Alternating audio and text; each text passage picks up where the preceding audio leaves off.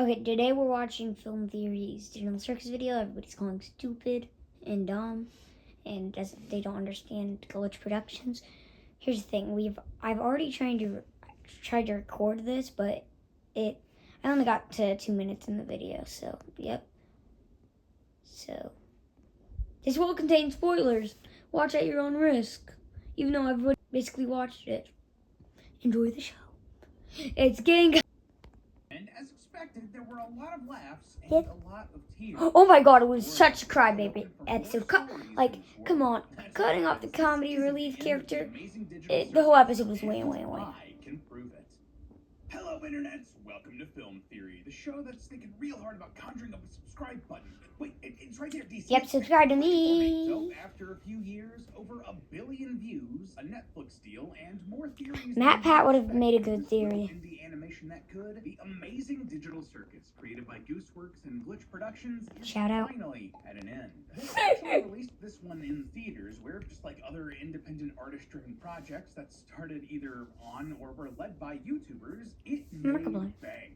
$20 million its opening weekend, which is just a game changer for indie animation like Don't like you. The episode itself is up for you to Like watch you. right now, but I made a point to get tickets for the finale screening the day it premiered, and you know what? I had to wait until June 7th to go see it in theaters. I have thoughts, but putting all of that aside, Of course you have thoughts, dude. What are you, an alien? Have a fun time together celebrating this show. Hey, maybe the real finale was the friends we made along the way. Also, Hey, yo, dude. You talking about that one? Kinger cosplay at my local screening. Thanks for saying hi. And sorry I did not catch your name, Kinger. Kinger. His name's Kinger. No, duh. From the beach episode, asking folks not to spoil things Oh, or leak fishy. anything online. That was only exclusive to the movie and the digital recap. It was a big project pretty soon. What is this? What does it have to relate to the digital circuit? Hang on, I should turn on caption. There's an ad on LOL. There you go. Big parts of the series, too. Back in our very first theory about the show, after one episode, we predicted all the characters aren't actually MatPat, dude, let's go. Instead, they're all digital copies of the Yep, spoilers. You don't know if you watched it. The finale flat out confirms that these characters were created from brain scans of humans. Ow. They themselves were not actually I hated this. I hated this theory, but now I hate it even more. Jax and Pomni were both technically AI. Okay. Listen, I was just kidding. Put down the pitchfork. Told you. Yeah, those theories did Or, not pan out like we had hoped. And dang it, Jack Black did not voice Costco in the finale. But Oh, I didn't see this actually. So now it's surprising. I don't believe we've seen the last of this series. Yes, it's been, bro. They've confirmed it. Have you not seen the leak situations they've like? No. Okay, so it is fair to think that it's like, where's Jax here? Where's Jax and Kane? Anyways, it is fair to think that Gooseworks might be lying. But if you've been on social media, like not this guy, well, if you've known that she's burnt out on the series and she can't do no more, dude. You know this. Dog, I'm convinced, guys, I'm convinced, here's my theory, here's my film theory, that they are AIs, not these guys, the guy who runs the channel, the guy you're going to see in a sec, the guy who runs the channel, the guy who's talking on here. He is the AI, dude. He is the AI, and MatPat's secretly running it. Secretly. And then he's going to reveal himself in a couple of years and just be like, it was me the whole time. I was on vacation, but I was riding. I didn't have time to record. So it's like, my film theory. Tell me when that comes out, and then I'll tell the community. What medium? What do you need? Please get some rest, Queen. Oh my god, yes, Queen. Let's talk this finale. Do some thematic analysis and see just how this series finale leaves the door wide open for the amazing Digital Circus to come back. Open the door and give that. It's gonna come back, but not with a second season or a spin-off show. We're going in. The episode starts with a remake of the very first episode's title theme, but Kane is missing, and when we see what's inside the circus, well, everything's fallen apart. Have you watched episode 8, buddy? I know you have because you went to theaters. Did you, though? Crashes out at Kinger, and he's very upset that the other castmates aren't upset at Kinger for quote-unquote messing up and deleting Kane. Specifically, he says, quote, he gets to mess up like this and everyone takes his side? And given everyone's silence, yeah, Kinger does. That's what happens when you try to be helpful and kind and good instead of mean and cruel. You get more grace when you make mistakes. Anyway, Kinger reveals that while he was on the computer, he saw that they were all actually brain scans. Okay, dude. Everybody's watched episode 8 already. You don't have to reveal this to us all over again. Or they watched episode 8 and 9. Doesn't matter if you've seen the movie. You've watched the whole series probably. Doesn't matter. I don't care what you say. They exist entirely as digital brain scans of Why is she blue? probably moved on with their lives. Understandably, this greatly upsets the cast, and they all need some time to process this alone. No, duh. Eventually, No, duh. Bonnie goes and finds Kinger, who teaches her how to conjure. Why are you just giving us a recap of the episode, dog? And in the circus, one by one, each of the others joins them. Well, except for Jax. Oh, Jax. Preparing the circus until eventually it looks at least a little bit like it did before everything fell apart. Also, it's kind of funny and tragic that Kinger is wearing a bucket on his head like this entire time, and there has to be a better solution to blackout lights, right? Well, actually, there is. Thanks to the partner for today's theory. Okay, no. Not all Be of back. them make it. Yeah, before they can find a real equilibrium here again, Jax sadly abstracts. It happens kind of suddenly in the story. Honestly, it was a little bit jarring. But What? What they were going for was how abrupt and tragic a real-world death can be. They succeeded here. Anyway, hoping to find something of Jax inside the abstracted creature, Pomni tricks it into a dark space and then just hugs him. From there, she sort Dude, of this is enters stupid. the remains of Jax's mind. And this starts a sequence that goes on for like half of the episode. Yeah, so he's the main character. Pomni finds Well, it does not look like this, by the way. It does not look like my public restroom. It does not look like my bathroom. It seemed like each of the doors within his mind Those are not the was doors. actually leading to a scenario that Jax imagined in his head, which was how he would react if each of the other castmates abstracted. Like, we saw that he tried to project, like he didn't really care if Gangle abstracted, and he kind of became cruel in his silliness afterwards. He basically becomes like a Looney Tunes character, hurting He does. people who he knows was very close to Gangle. Likewise, we see that he becomes even worse. This is the thumbnail for the trailer, dog. Imagining Ragatha abstracting. That's interesting, knowing the relationship that they have now, but given that we find out that they used to be friends in this episode, and that Dude. Ragatha is kind of Jax's last connection to the circus that he first arrived in, well, yeah, that makes sense. What's most interesting, though, here for me, is that one of these doors is just completely chained shut. If I had to guess, It's Pomni. Jax was just, like, secretly really close to Kinger. No! Or has to be Pomni. Yes, it is Pomni. Everything Jax has let himself get so close to Pomni that he shut off the train of thought even imagining what would happen if Pomni was gone. Anyway, Yes, after dude. confronting various parts of Jax's personality and having them like Thanos dust away. Yeah, that part of the movie was a fever dream. I'm gonna have to show it at the end. Enter a section of the episode where we literally are seeing from Jax's point of view. We're seeing out of his eyes. Oh, yeah. His history and journey through the circus from before he entered all the way up to the events of episode 7. And it's Sorry a about the tragic camera holding. story. His human form was living out on the streets before he entered the circus. Why are you giving us a recap of the episode? Did I already say that? Particularly with I don't think I did. Ragatha, Cosmo the Still, Clown, and the recap of an episode. I thought this was a theory, not a recap. Ribbit. Cosmo and Ribbit form a close-knit. Okay, there's 2 alternate thumbnails. Hang on. Like, So I don't know if I talked about this. So one of them, I'm covering up that thing. So one of them was Ribbit, and it says the real bad guy behind her, which she's not, and it doesn't talk about that, I don't think, because it hasn't talked about Ribbit really. Then other one was the one that I think I showed you. I don't know. It was Kane in the void. Other one was Jax crying from his abstraction. So, yeah. like, Hey, yo. You guys, but I felt some insane I got it. close-knit circle with Jax. Ready? Helping him ease into his new life. Ready for Ribbit? And, I mean, Jax and Ribbit get close.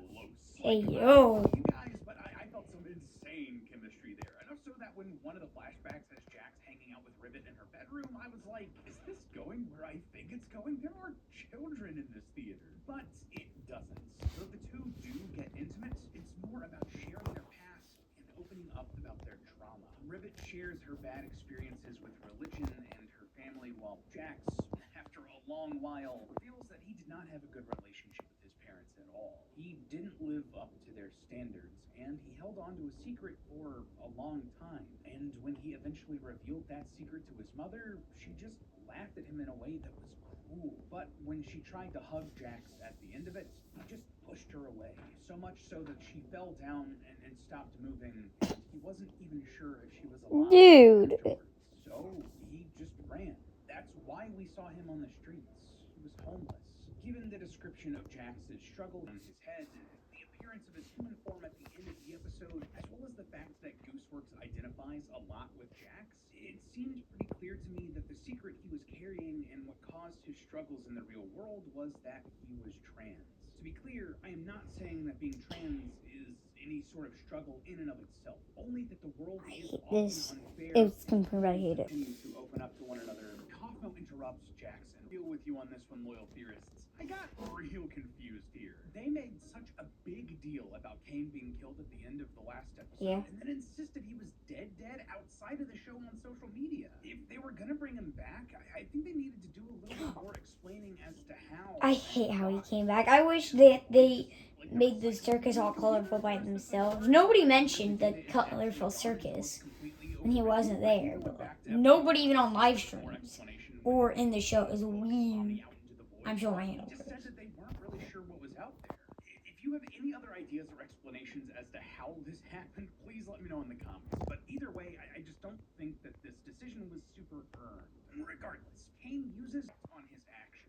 Sort of in the wrong. That thing you just saw would have been the good thumbnail. And one that really completely changes him for the better. I also original theories that Matt and I wrote ages ago, saying that Not you and Matt. other AI, and that Kane killed a bubble. You know, Abel, Cain, and Abel. Get it? It's dumb, but it kind of works. And also, again, it's a fascinating choice if this is true to make the blue. That would have been a good thumbnail. Oh my god, I'm laughing so hard.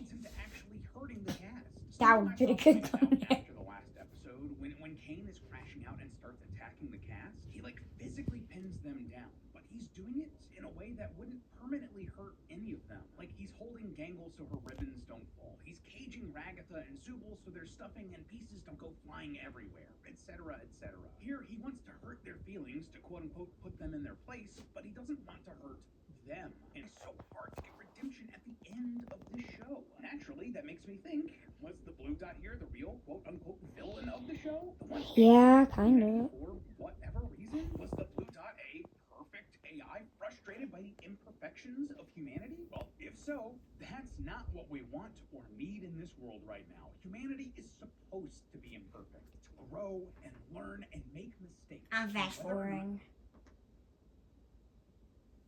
Well, something. It's a bit unclear, but we see two versions of the same scene here. One is Kane fully rendered as his circus Sona, and the other is the red Kane dot from the intro of this episode. I originally interpreted This? Do you mean episode 8? No? to visualize on the computer monitor where this is all actually taking Oh wait, place. I thought that was my But we'll TV. come back to that in a second, I promise. At least Ugh. part of what Kane finds out here looks to be a connection to the outside world. That's my We secret. actually see him break I'm through several farting. invisible walls to get to this connection, which I Oh interpreted my as him God. breaking through whatever sort of firewall. Oh my god, that would have been the greatest thumbnail. Just Kane lighting a building on fire, especially a school. Kids don't do that. Don't try that. It won't end well. Don't tell them I sent you.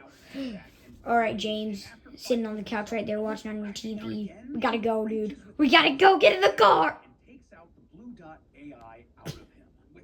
Where? Why is his hand still there? Huh? Dude, make this make sense, dude. He's just giving a recap of the episode. That's why everybody hates it so much. I keep having to fast forward this because all it's doing is giving us a recap. They're not these people. Not anymore. When Kane starts calling Pomni Abigail her human name, Pomni instead chooses to go by Pomni instead because that's who she's really grown to be. Sure, she was By clear throat. Clear throat. Anymore. The experiences and relationships she's made in this circus have changed her forever. We then get a nice shot of all the characters eating and talking and laughing together around.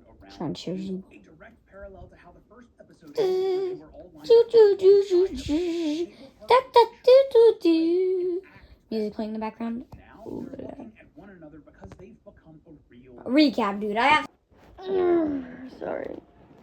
spelunking, playing in a Spelunking? and You mean Zooble and Jangle straight up having a good time in Zooble's room. Mhm. You know what? Good for them. The credits also end with Kane putting an orb inside of a locked case, and I wondered if this was supposed to be the Blue Dot AI at first. It is. But I think that would go against like everything else for this ending, so this is likely just like a new adventure or world that he created or something like that. But it could be the Blue Dot, but It is the Blue Dot. that is where this story comes to a close. But that doesn't mean we're out of things to talk about, or that this is the end of the amazing digital series. I just watched this for nothing. I just watched the entire video for nothing. It all comes down to the segment where Kane is out in the void and how he interacts with the outside world. Yeah, the way this scene was handled was interesting. It cuts between Kane and a humanoid red dot that represents Kane, both making identical movements and animations. Yeah, they're the same person. This is incredibly unclear. Like, when I was watching this for the first time in theaters, I straight up thought that he'd revived Scratch, and that versions of the old cast were going to be coming back. You know, maybe they'd have their minds wiped, but we were going to see them again. In fact, I was at this screening with host of Game Theory, Tom, and he'd gotten up to use the bathroom at this point, and when he got back, I told him that the characters were going to come back because I thought that's what happened.